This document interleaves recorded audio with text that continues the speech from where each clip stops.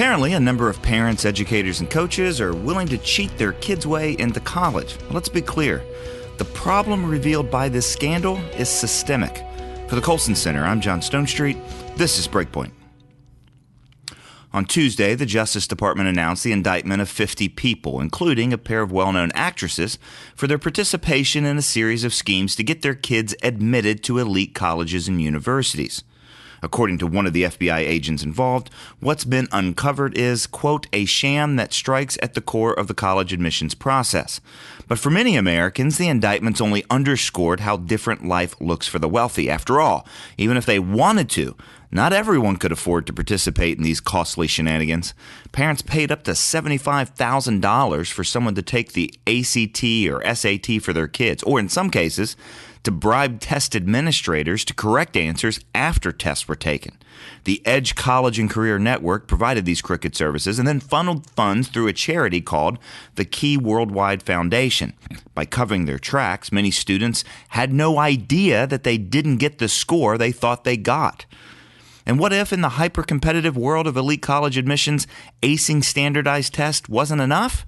Well, the colleges often hold spots for athletes in certain sports, and for the right price, that very same Edge College and Career Network offered a different service of bribing college coaches and administrators into designating your children as recruited athletes, even if they never even played the sport. Well, since the scandal broke, most headlines have focused on which celebrity kid got into what school and on what colleges have had employees implicated. But what's largely missing in this coverage is what the story says about the overall sorry state of higher education. As the 2009 book, The Price of Admission, aptly described, entrance to elite colleges has been up for sale for quite a while. In some ways, the people under indictment got a pretty good deal. They only spent hundreds of thousands of dollars instead of giving up millions in donations.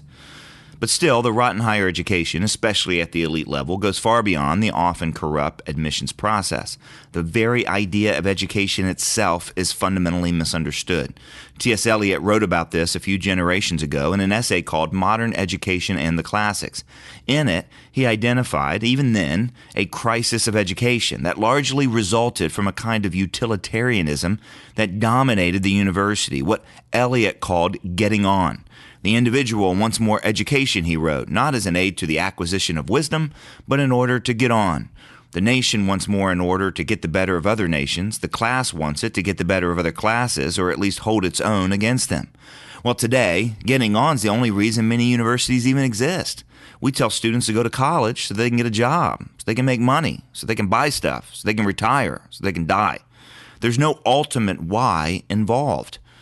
Of course, even if that utilitarian vision currently captivating higher education wasn't an infectious cancer throughout the whole system, it's been a long time since many of the courses or degrees that students pay so much for can deliver on their investment, especially given the university's captivity to progressive ideals and a dismissal of any real debate.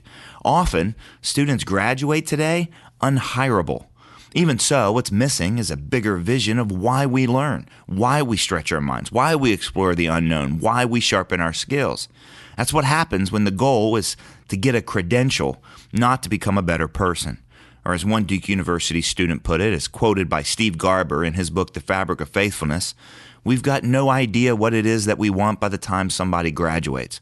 This so-called curriculum is a set of hoops someone says students ought to jump through before graduation.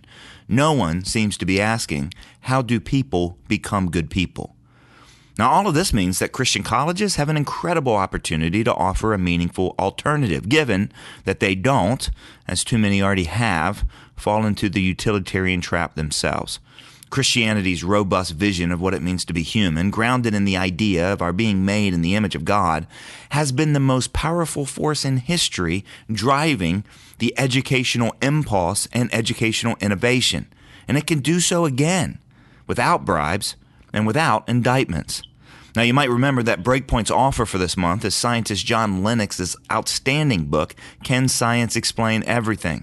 If you want to download a sample chapter of this incredible book, you can do so at breakpoint.org/free. Again, that's breakpoint.org/free for a sample chapter of John Lennox's book, Can Science Explain Everything? For Breakpoint, I'm John Stonestreet.